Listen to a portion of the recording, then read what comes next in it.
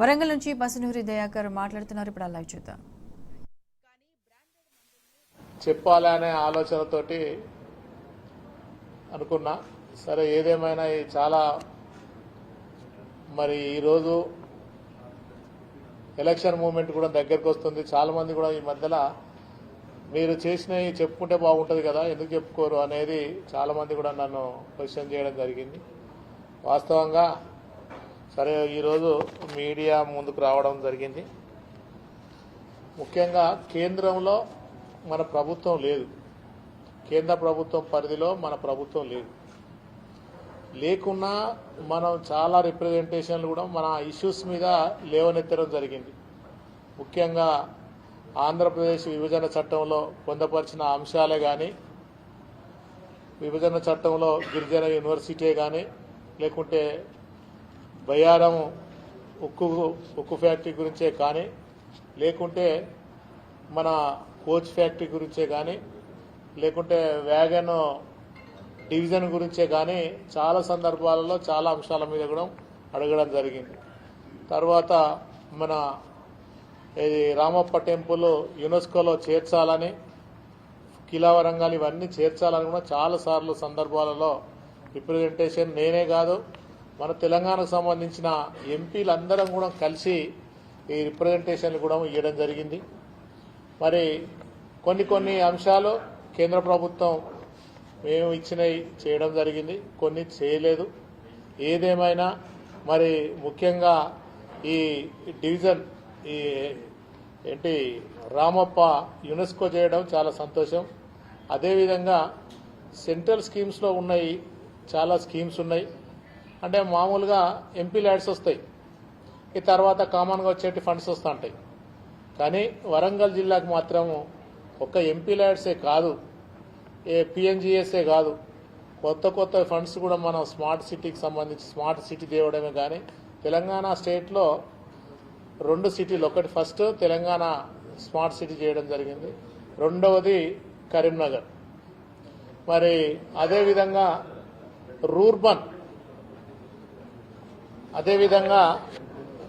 ఈ రూర్బన్ కూడా తెలంగాణ జిల్లాలో 2, ఒకటి చేవెళ్లలో, ఒకటి వరంగల్లో. రూర్బన్ కింద ఇది పర్వతగిరి మండలాన్ని తీసుకొని పూర్తి స్థాయిలో కూడా దానికి సంబంధించిన డెవలప్ చేయడం జరిగింది.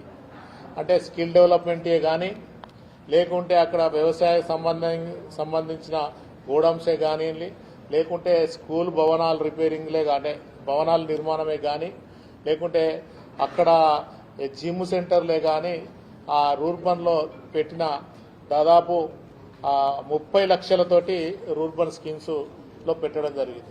అది తెలంగాణలో ఎక్కడ కూడా లేదు, ఓన్లీ మన వరంగల్ జిల్లాలకే తీసుకొని రావడం జరిగింది. అట్లనే అమృత్ కూడా ఇది కామన్గా అందరికీ రాదు.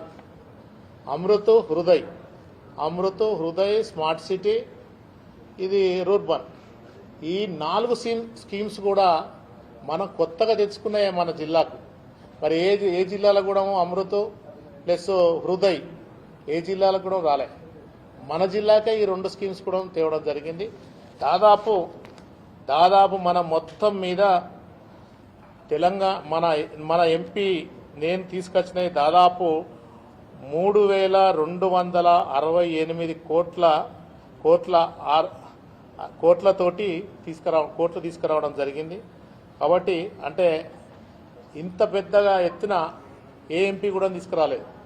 ముఖ్యంగా ఉదాహరణకు మన బీజేపీ నాయకుడు గౌరవనీయులు బండి సంజయ్ కానీ, లేకుంటే ఇప్పుడున్న ప్రస్తుత ముఖ్యమంత్రి ఎంపీగానే ఉండే ఇంతకుముందు మరి ఆయన రేవంత్ రెడ్డి కానీ ఇన్ని స్కీమ్స్ కూడా తీసుకుపోలే.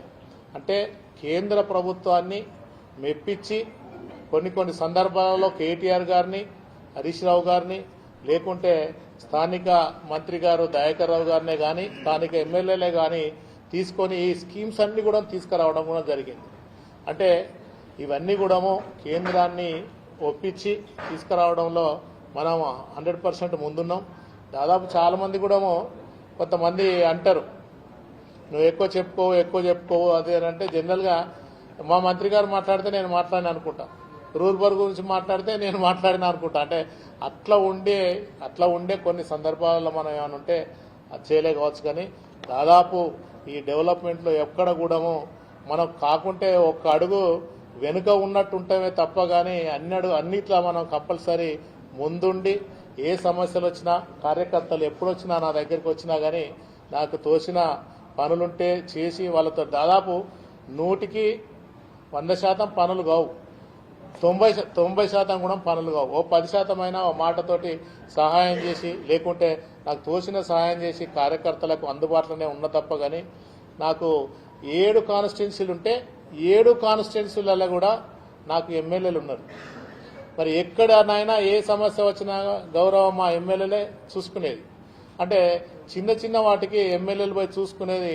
అంటే ఎమ్మెల్యే బాగా వస్తాడు మా దగ్గరికి, ఎంపీ కొంత రావటం లేదనేది కూడా ఈ మధ్యలో కొన్ని న్యూస్లో చెప్పడం జరిగింది. అంటే అట్లానేం లేదు. కంపల్సరీ ఏదన్నా పాలసీ మ్యాటర్లు ఉంటే, ఏదన్నా ఇష్యూస్ ఉంటే, కష్టానికి దానికి ఏ ప్రాబ్లమ్స్ ఉన్నా నేను కార్యకర్తల మధ్యనే వండుకుంటూ ఉన్నా, కార్యకర్తలతోటే ఉంటా. ఎందుకంటే నేను బేసిక్గా చిన్న స్థాయి నుండి ఒక ఆర్టిస్ట్గా ఉండి ఒక ఫోటోగ్రాఫర్గా ఉన్న వ్యక్తిని ఒక కమిట్మెంట్గా నేను మరి నాకు ఎంపీ పదవి ఇస్తే బ్రహ్మాండమైన మెజార్టీతోటి మీరందరూ కూడా ఆశీర్వదించారు. ఆ సమయంలో నాతోటి ఉద్యమాలు చేసిన మీడియా వాళ్ళు కూడా చాలా మంది ఉన్నారు. అందరూ కూడా అప్పుడు చేసినాము. మరి చేసినందుకు నాకు 2 సార్లు కూడా మనకు తెలుసు ఎప్పుడు లేని స్కీమ్స్ ఈ ఆసరా పెన్షన్లు ఏ ప్రభుత్వం చేయలేదు. వ్యవసాయదారుని ఏ ప్రభుత్వం కూడా పట్టించుకోలేదు.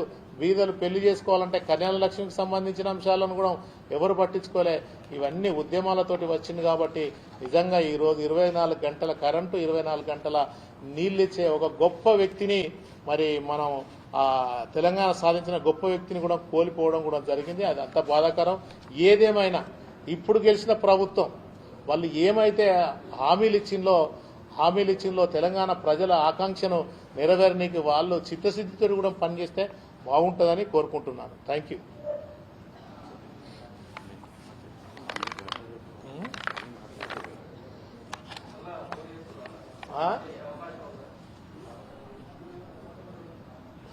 అంటే పనిచేసిన వాళ్ళను కంపల్సరీ పని చేసినా కాబట్టి కంపల్సరీ పోటీ చేస్తా. ఎందుకంటే చేయాలి, మీ అందరి మన్నన పొందిన గతంలో మీకు తెలుసు. అంటే నేను గొప్పలు కాదు చెప్పుకోవడం. ఎమ్మెల్యే కంటే ఎంపీ అనేది చాలా టఫ్ ఉంటుంది. మళ్ళీ వితిన్ ద పార్టీలో అన్ని కాన్స్టిట్యున్సీలలో ఎమ్మెల్యేలు ఉన్నప్పుడు మనం ఆవేశంగా తిరిగితే కొన్ని గ్రూపు తగాదాలు అట్లాంటివి కూడా ఉంటాయి. ఎవరికి హాని కలగకుండా అందరితోటి కలిసిమెలిసి మా ఎమ్మెల్యేలతో సహా కలిసిమెలిసి తిరిగినా మీకు ఏమన్నా అట్లాంటివి ఏమన్నా ఉంటే లోటు అనిపించింది కావచ్చు. కానీ పబ్లిక్ మధ్యలో నేను అందరితోటి అన్నా అంటే నేను ఉన్నా అని నేను ఇప్పటికీ కూడా నేను 2 సార్లు గెలిచినా, 2 సార్లు కూడా మంచి హైయెస్ట్ మెజార్టీతోటి, ఒకసారి దేశంలో 7వ స్థానం మెజార్టీకి ఇచ్చిందో, రెండోసారి మరి మన స్టేట్లోనే నంబర్ 1 మెజార్టీ నాకు ఇవ్వడం జరిగింది. ఇక ముందు కూడా అంటే కంపల్సరీ మీ అందరి ఆశీస్సులు, ప్రజల ఆశీస్సులు కూడా నా మీద కంపల్సరీ ఉంటాయని నేను కోరుకుంటున్నా. కంపల్సరీ పోటీ చేస్తాం. కంపల్సరీ మంచి మెజార్టీతో కూడా. ఎందుకంటే కొంత కేసీఆర్ పోయిందనే బాధతోటి మా కార్యకర్తలంతా రోజు వందలాది ఫోన్లు కూడా వస్తున్నాయి. కంపల్సరీ మళ్ళీ గెలిపించుకొని మా ఎమ్మెల్యేలు లేని లోటును కూడా నా ద్వారా కూడా అందరూ కూడా తీసుకొని కూడా సిద్ధం ఉన్నారని నేను కోరుకుంటున్నాను.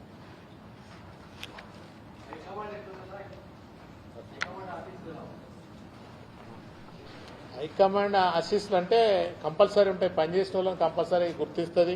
ఎప్పుడు కూడా నేను హైకమాండ్ ఆశీస్సులు కంటే నేను మనసు పెట్టి వాళ్ళతో మంచిగా ఉండి హైకమాండ్కు ఏదైతే అవసరమో అది ఇవ్వడం కోసం ప్రయత్నం చేసినే తప్ప నా సొంత ఏజెండాలు పట్టుకొని పైరోగులకో దీనికో పోలేదు.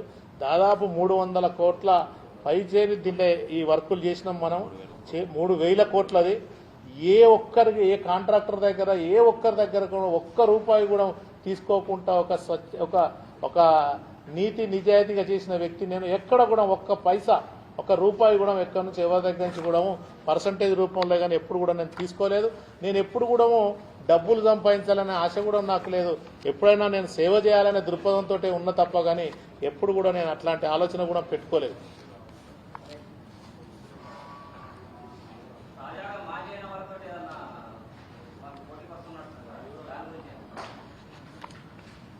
జనరల్గా అందరు ఆశపడతారు కంపల్సరీ, అధిష్టానం నిర్ణయం తీసుకుంటుంది. అధిష్టానం ఏ నిర్ణయం తీసుకున్నా, ఒక కొత్త వ్యక్తికి ఇచ్చినా, ఇంకా యంగ్స్టార్కి ఇచ్చినా, మహిళలకు ఇచ్చినా, ఎవరికి ఇచ్చినా కానీ మన కార్యకర్తగా నేను పనిచేయడానికి సిద్ధంగా ఉన్నా. నేను ఉద్యమంలో పనిచేసినప్పుడు కూడా నేను ఎంపీని అవుతానో ఎమ్మెల్యే అవుతానో అనే ఆశలు ఏం పెట్టుకోలేదు. తెలంగాణ కాన్సెప్ట్ మీద పనిచేసిన వ్యక్తిని మళ్ళీ కూడా కార్యకర్త లెక్క కూడా నేను పనిచేయడానికి కంపల్సరీ సిద్ధంగా ఉంటాను.